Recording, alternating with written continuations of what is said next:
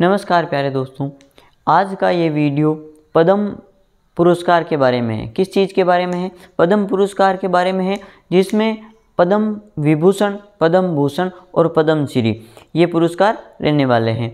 अब किन किन को मिला है, कितने जनों को मिला है, कब मिलेगा, इस चीज़ की हम चर्चा करने वाले हैं और MCQs के माध्यम से भी आपको मैं ये चीज़ें बताने वाला हूँ। और घोषणा हुई है अभी 26 जनवरी के अवसर पे, यानी कि गणतंत्र दिवस के अवसर पे इसकी घोषणा हुई है और मार्च अप्रैल में ये पुरस्कार प्रदान किए जाएंगे।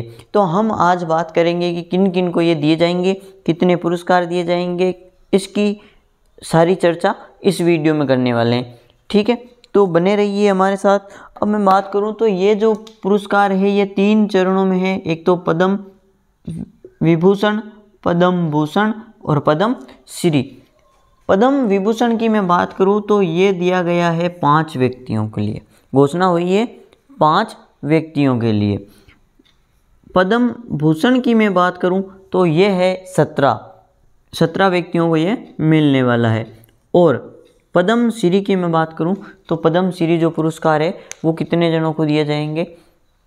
110 को। तो ये चीज़ आपको याद रखनी है, 5, 17, 110, 5, 17, 110। ठीक है, यानी पद्म विभूषण 5 को, पद्म भूषण 17 को और पद्मश्री 110 को। अब क्वेश्चन कहाँ से पूछे जाएंगे वो चीज़ हम सारी डिसाइड आज इस वीडियो में करने वाले हैं और इस वीडियो में आगे चर्चा करेंगे। ठीक है, तो आगे बने रहिए। देखो दोस्तों, घोषणा कब हुई है? तो 23 जनवरी 2024 को घोषणा हुई है कि भाई ये पुरस्कार इन व्यक्तियों को दिए जाने हैं। और कब दिए जाने वो आपको मैंने बता दिया, मार्च अप्रैल में ये पुरस्कार दिए जाएंगे। इस बार कुल 132 व्यक्ति, कितने व्यक्ति हैं? 132 व्यक्तियों को ये पुरस्कार दिया जाएगा। 5 व्यक्तियों को पद्म विभूषण, 17 व्यक्तियों को पद्म भूषण और 110 को पद्मश्री अवार्ड दिया जाएगा। मैं बात करूं इम्पोर्टेंट चीज़ की महिलाओं की संख्या, तो महिलाओं की संख्या कितनी है? 30। कितनी है? 30 जो है महिलाओं की संख्या है इस पुरस्कार में। ठीक है, आगे की स्लाइड देखो। 30 जो महिला हैं, हम उन 30 महिलाओं का या सभी का तो हम याद नहीं रख सकते नाम, लेकिन जो कुछ इम्पोर्टेंट है, एग्ज़ाम की दृष्टि से इम्पोर्टेंट है, उनका तो हमें जो नाम है वो याद रखना ही पड़ेगा। तो जो सुप्रीम कोर्ट की पहली महिला न्यायाधीश है फातिमा बीवी, इनको अवार्ड मिलेगा। और इनको अवार्ड कौन सा मिलेगा? तो वो मिलेगा पद्म भूषण। कौन सा? पद्म भूषण। ये मरणोपरांत है।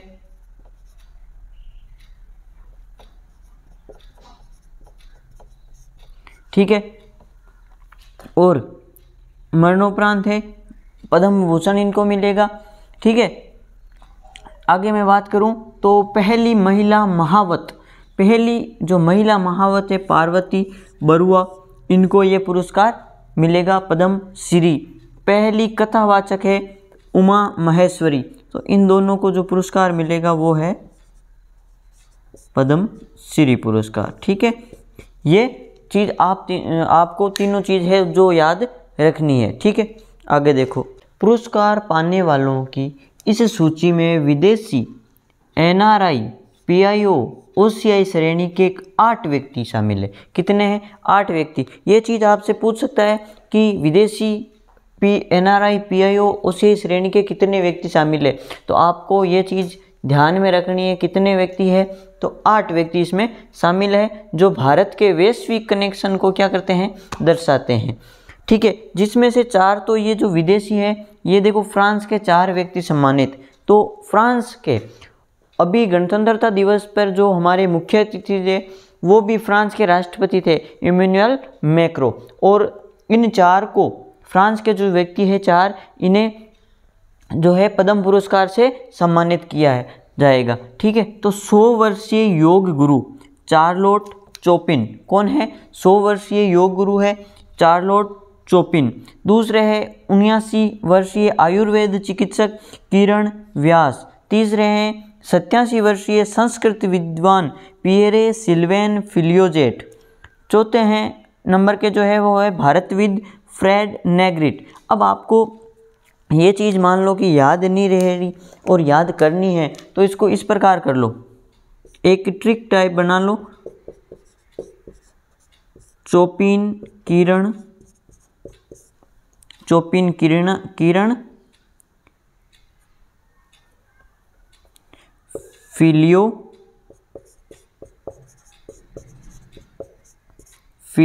फ्रेड। अब देखो इतना सा तो याद रखना पड़ेगा आपको। तो ये चार जो है फ्रांस के व्यक्ति है, चोपिन किरण फिलियो फ्रेड, आपको ये चीज़ याद रखनी है, ठीक है। आगे देखो, आगे हम बात करें दोस्तों कि अब जो ये पुरस्कार है पद्म विभूषण पुरस्कार, ये 5 व्यक्तियों को मिले हैं। तो 5 व्यक्तियों में किन किन का नाम आया है? तो 5 व्यक्ति यानी पद्म विभूषण पुरस्कार पाने वाले 5 व्यक्तियों में पहले है वैजयंती माला बाली, इनका संबंध कला के क्षेत्र से है। दूसरे है कोनिडेला चिरंजीवी, वो है कला के क्षेत्र से संबंधित है। सुश्री पद्मा सुब्रमण्यम, इनका भी संबंध कला के क्षेत्र से है।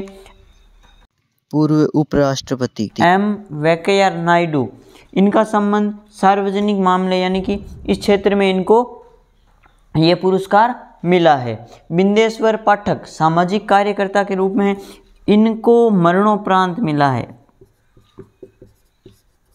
और मरणोपरांत की मैं बात करूं तो 9 व्यक्तियों को मरणोपरांत में ये पुरस्कार मिलेंगे, पद्म पुरस्कार, ठीक है। अब मैं बात करूं कि अब इनको याद भी तो रखना है, या तो है नहीं कि एक बार देख लिया और नहीं, इनको याद रखना पड़ेगा आपको एग्ज़ाम की दृष्टि से, ठीक है। तो मैं आपको इसकी एक और ट्रिक भी बता दूं कि भाई साथ का साथ आपको याद हो जाए, ठीक है।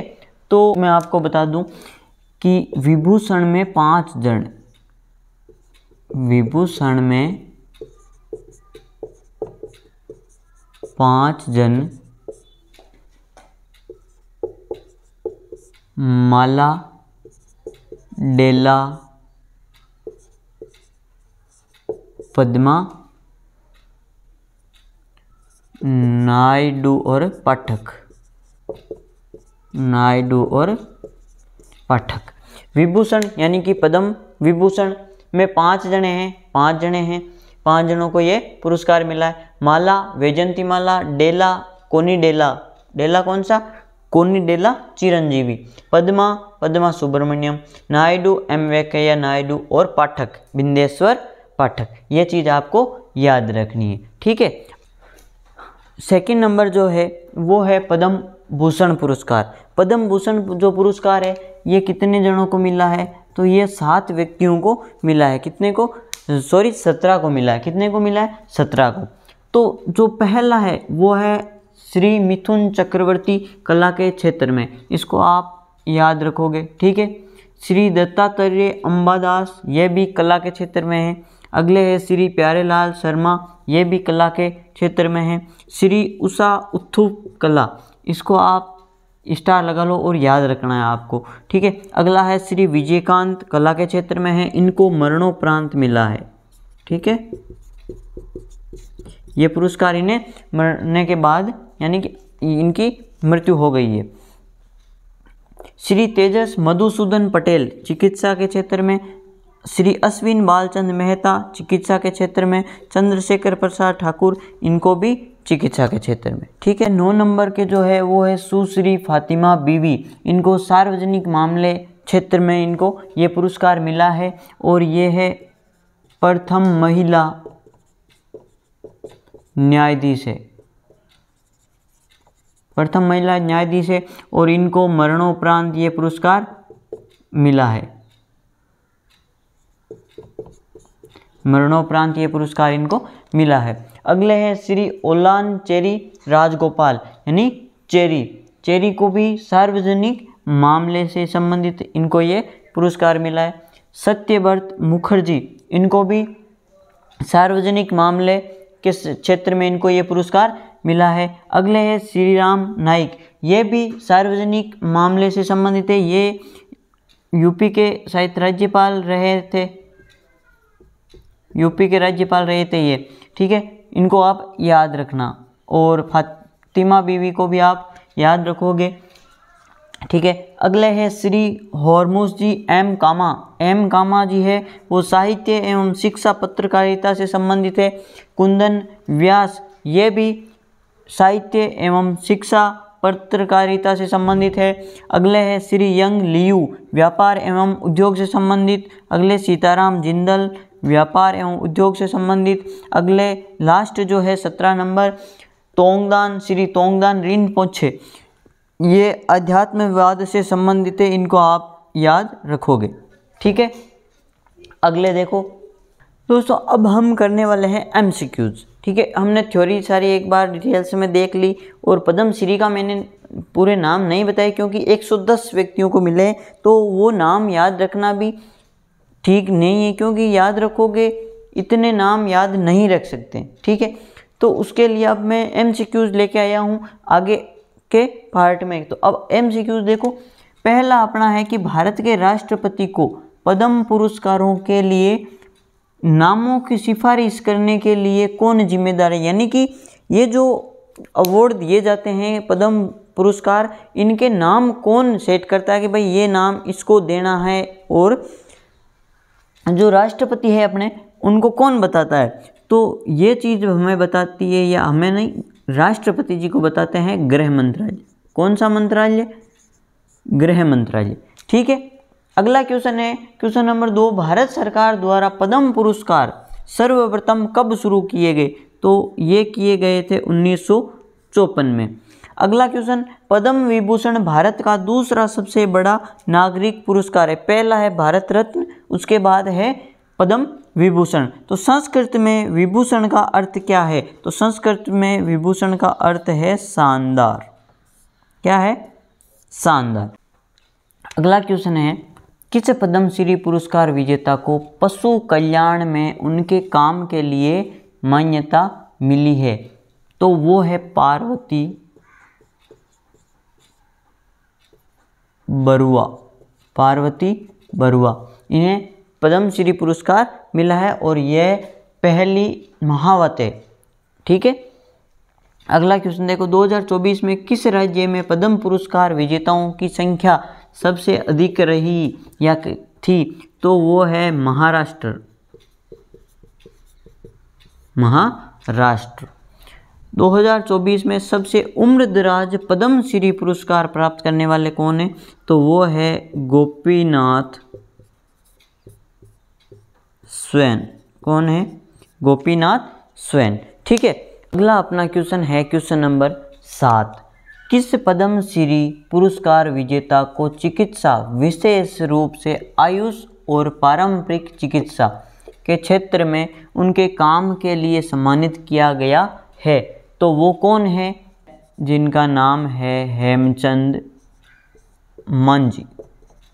हेमचंद मंजी। ठीक है। अगला क्वेश्चन है, पद्मश्री पुरस्कार विजेता सत्यनारायण बेल्लरी किस राज्य के हैं जिन्हें चावल की कृषि में उनके योगदान के लिए मान्यता मिली है? तो वो है केरल राज्य के। किस राज्य के हैं? केरल राज्य के। अगला क्वेश्चन है, 2024 में कितने पद्मश्री पुरस्कार विजेताओं को सामाजिक कार्यों में उनके योगदान के लिए मान्यता दी है? तो वो है 11। कितने विजेता है? 11 विजेता है, उनको सामाजिक कार्यों के लिए उनको योगदान के लिए जो उनको मान्यता मिली है और ये पद्मश्री से सम्मानित हुए। ठीक है। ये अपना लास्ट क्वेश्चन है इस वीडियो का, पद्म भूषण पुरस्कार में किस क्षेत्र का प्रतिनिधित्व सबसे अधिक है? तो वो है कला के क्षेत्र का। ठीक है, क्योंकि पद्म भूषण जो प्राप्त करने वाले हैं वो 5 व्यक्ति है जो कला के क्षेत्र से संबंधित है। 5 व्यक्ति कौन कौन है वो आप पीछे भी देख सकते हो, और मैं आपको बता दूं, एक तो मिथुन चक्रवर्ती है, मिथुन चक्रवर्ती, एक उषा उत्थुप है, ठीक है, और तीसरे एक जो है अंबादास, चौथे है एक प्यारेलाल शर्मा, 5वें नंबर है वो है विजयकांत, इनको मरणोपरांत मिला है। तो ये 5 जो है कला के क्षेत्र से संबंधित है और पद्म विभूषण इन्होंने प्राप्त किया। तो अब दोस्तों कैसा लगा वीडियो को लाइक करना, शेयर करना और चैनल को सब्सक्राइब करना यदि सब्सक्राइब नहीं किया है तो। 4-5 जो चीज़ें हैं वो आपको याद रखनी है। मरणोपरांत 9 व्यक्तियों को मिला है। विदेशी ICO, PIO, NRI इनको जो मिला है वो मिला है 8 व्यक्तियों को। महिलाओं की बात करें तो 30 महिलाएं, ठीक है। और पद्म विभूषण 5 व्यक्तियों को, पद्म भूषण 17 व्यक्तियों को, पद्म श्री 110 व्यक्तियों की, यानी कि टोटल जो मिला के कुल मिला के 132 व्यक्तियों ने ये पुरस्कार, पद्म पुरस्कार जो है प्राप्त किया है। ठीक है, धन्यवाद।